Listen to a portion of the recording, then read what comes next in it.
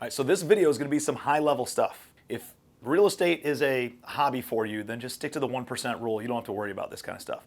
But if you want to make a real business out of your real estate rental portfolio, and you have any ambitions of getting more than 2 doors in your portfolio, this is something that nobody talks about that you really need to understand. So buckle up, get a pen and paper out. Let's take some notes because we're going to dive into how to reduce your cost of capital.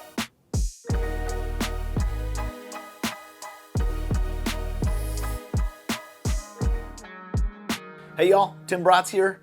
Over the past couple of weeks, I've been dropping videos about the importance of operations, how not having good operations can dramatically adversely affect the valuation of your property, and what are the inputs that you can control to increase the value of your properties and take back control over what's happening right now with all the bad operators and all the bad management and all those external factors that are adversely affecting real estate values today. So this week we're going to be talking about how to reduce your cost of capital, which by reducing your cost of capital will help reduce your carrying costs, which will put more cash in your pocket at the end of each month.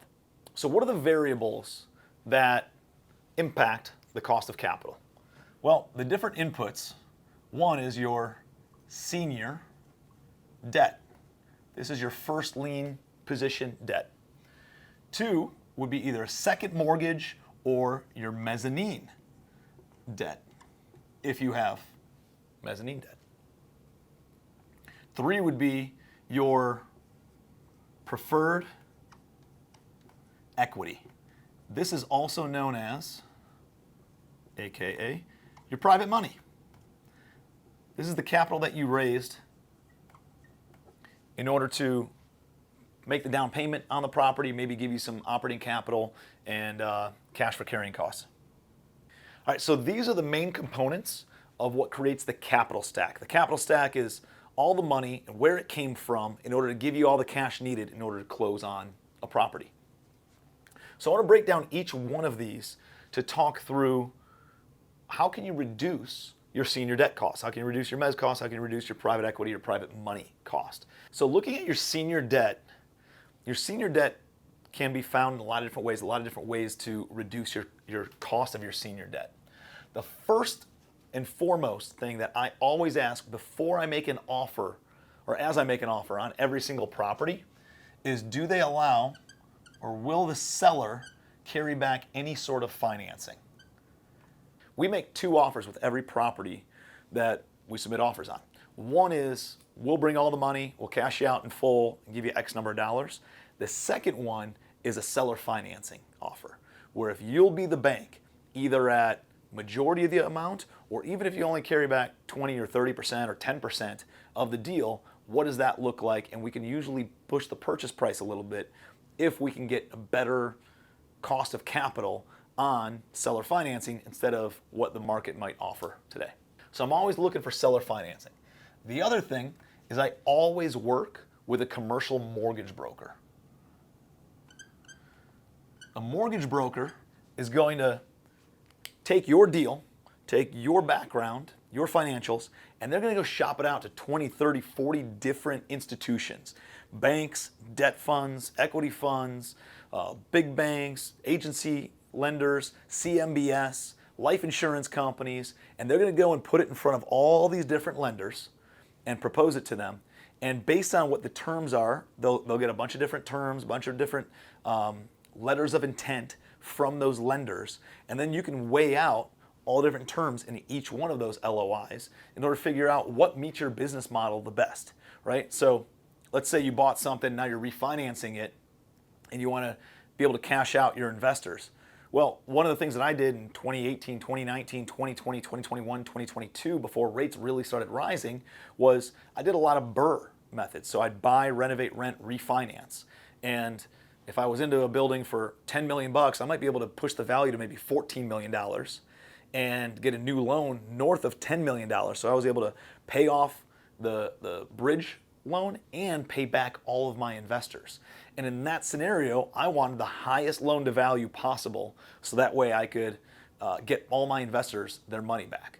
So that way it was just house money in play with the agencies. I didn't have to worry about having any private investors, asking questions and all that kind of stuff, because I got them all their money back. Now everything is just gravy on top. The loan to value might be something that's really important. What your exit strategy is and the prepayment penalty that's associated with that. The mortgage broker is going to weigh out all that stuff. Obviously, interest rate is a big one that affects the cost of your capital. But for me, a mortgage broker who I pay 1% of the loan amount to, and they don't get paid until the loan actually closes. So I've out of pocket no money. They're working for me without me taking on any additional overhead, and they're shopping the best loan terms humanly possible at that time in place. Utilizing a mortgage broker has been one of my greatest assets to my team. That's somebody that's not actually on my team. So make sure you have a great mortgage broker working on your behalf, shopping your loan around to reduce your cost of capital and making sure it hits your business plan. Typically, I want as much of the capital stack in the senior debt as possible, because this senior debt in first lien position is going to be the lowest cost of capital overall. It's going to be the lowest interest rate because it's in the most senior and secure position in the capital stack. It gets paid first before anybody else. Next up is the mezz debt. So mezz debt is like a second mortgage. It's like a second lien position. First of all, the senior debt needs to approve that mezz debt is in place. Otherwise, it either needs to be unsecured or you can get kind of creative and turn it into like a preferred equity that's like a prioritization of your private money. There's a few different ways to work it. We can dive into that in another video. But your mezz debt is essentially a second mortgage. All right, so let's say that your senior debt is at a 40% LTV, but based on the market and everything else, you could be able to go get a loan for 70% LTV. Well, you don't want to do that because this loan to value might be at like a 3% interest rate because it was refinanced a few years ago and you don't want to pay that off. But you're missing out on access to some equity in that deal. You might be open to adding, another 30%, right, to your loan to value of mezzanine debt. That might be at a 7 to 9% interest rate. The reason I like mezzanine debt, or I would be open to mezzanine debt, is because one, typically it's cheaper than my private money. I usually pay my private money around 10% interest on their money or preferred return. The other thing is I give equity to my private money. So if I can borrow more money in a mezzanine or secondary position, then it allows me to borrow more money at a lower rate and without giving up any equity in the deal. One of the places that you can go is right back to your mortgage broker on this, and they can help you source mezzanine financing. The other place that I go for a second loan or second lien position is back to the seller financing. So if the seller isn't willing to carry back, 80 or 70 or 80% of the loan to value, I might say, hey, would you be willing to carry back 10% or 20%? And if so, maybe I can get a traditional loan that's a senior debt at a 70% LTV on a new acquisition, and then the seller's willing to carry another 10% of the capital stack. That gives me a total of 80% LTV. And actually, on a deal that I'm closing on this fall, I was able to assume the existing mortgage for the seller at 4.5% interest rate. And then I got the seller to carry back, because they got their price. They carried back their seller carry of about 10% of the purchase price at a 1% interest rate. So that dramatically reduces my cost of capital because I got $1 million at a 1% interest rate. So I was able to raise more money at a lower cost of capital, right, a lower interest rate, and not have to give up any equity. All right, so hopefully that makes sense on how we work with the mezzanine financing and the senior debt. Now let's talk about raising private money. So preferred equity or private money is the money that you're going to go raise from an outside source, right? And the lenders expect you to go out and raise private money. It's very different than single family world where, all the money has to come from whoever the buyer is and all this. Like, these lenders in the commercial world expect you to go out and raise capital from outside individuals as your LP money, your limited partner money. So it's known as your preferred equity.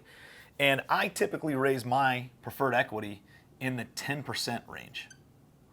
And we have a whole bunch of videos about raising private money, the psychology of raising private money, where to search for private money, and we'll link that somewhere.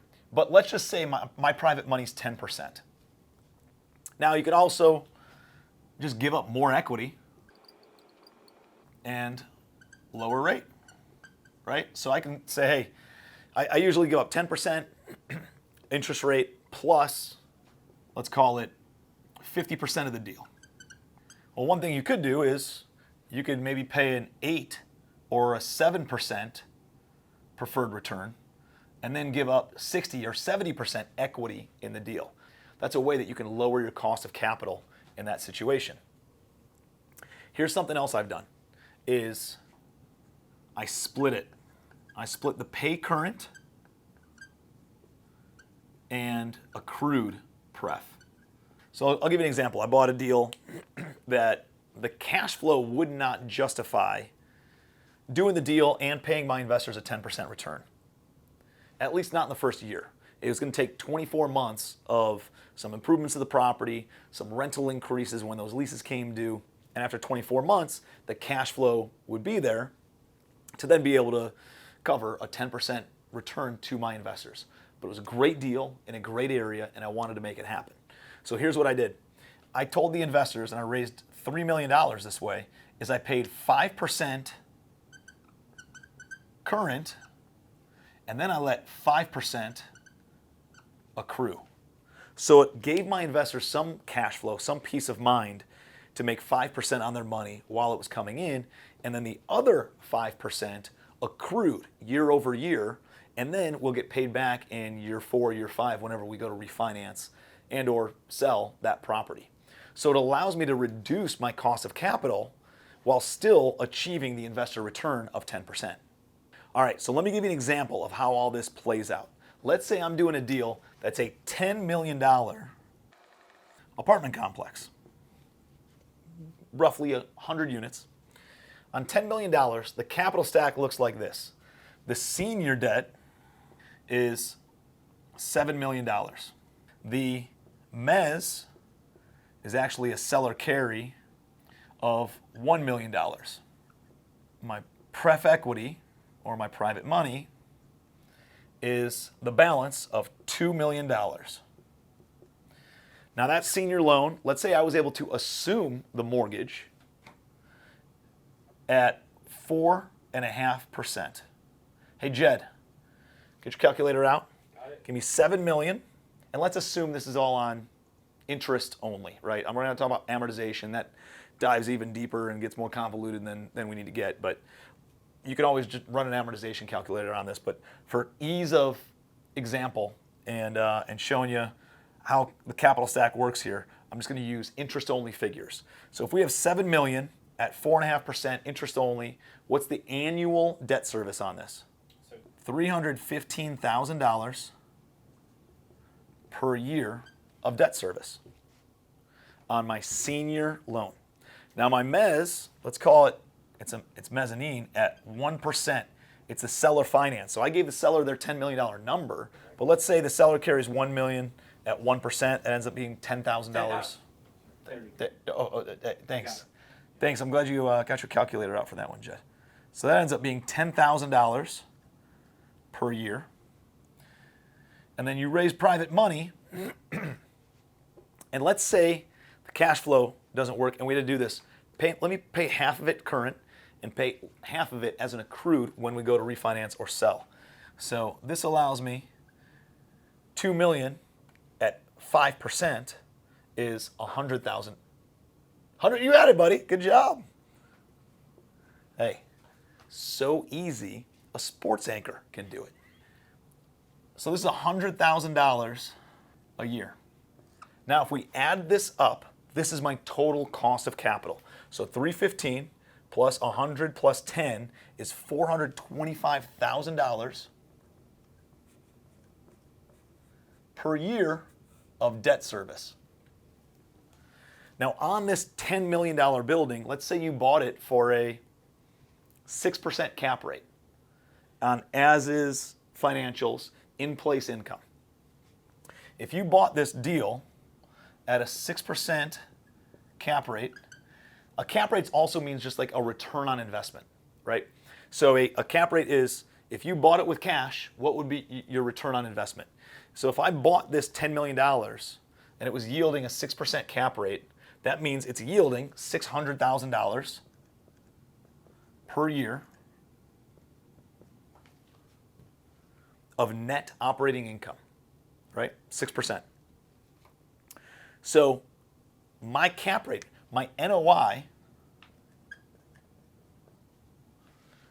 is $600,000. This is after operating expenses and before debt service. So if my net operating income is $600,000 and my debt service is $425,000, my cash flow is $175,000 of cash flow. That's after expenses, after debt service. So roughly, was that 15 grand a month of positive cash flow that we'll have from this deal, just because we creatively structured it. We assumed the existing financing, we got the seller to carry us some debt, and then we creatively structured the private money side of things, so that way we had excess cash flow and allows us to bring in a couple more bucks. All right, so I know this is a lot of heavy stuff, right? Here's the important part, is that your net operating income is greater than your cost of capital. If your NOI is greater than your cost of capital, the property will cash flow positive, right? And so that's something that you want to understand from an acquisition standpoint.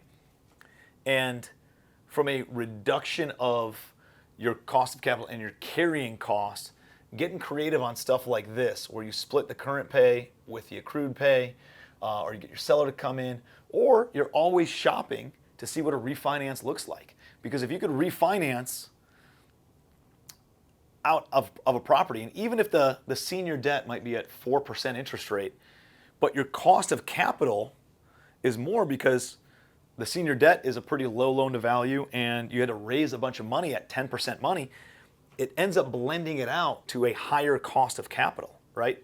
And so when you average it all out and you blend it all together, it ends up being more expensive than maybe just going and refinancing the property at a 5% rate today, and even though you're getting rid of a 4% mortgage or whatever might be in place. So in some cases, it might be worth entertaining.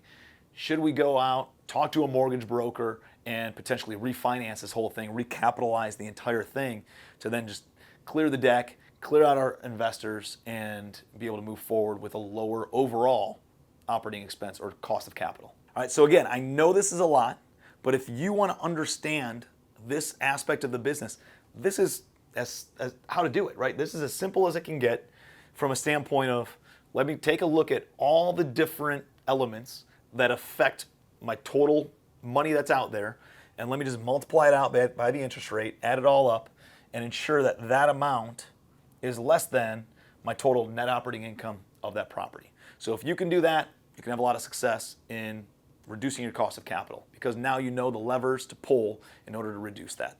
So I hope this video was helpful for you.